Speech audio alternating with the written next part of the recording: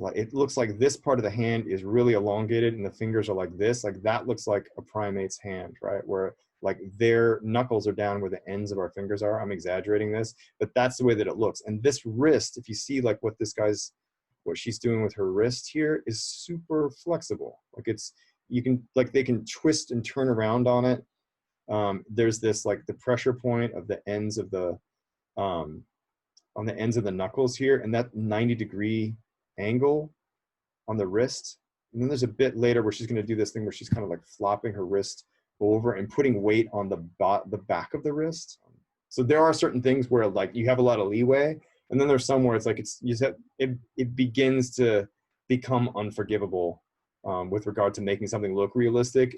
And to my eye, this is one of them. It just doesn't look real if you have a chimp do some kind of human hand pose. So I just be careful about that. And there can be other things too. Like, let's see those.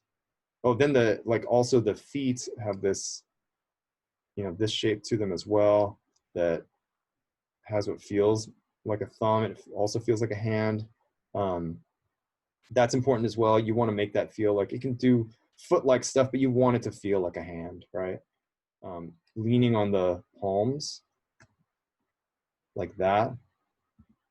Going from like this thing here where it's like putting weight on the back of the wrist like that. Like, can you imagine like putting your body weight on the back of your wrist and like pushing yourself up that way? Like you just wouldn't do it, right?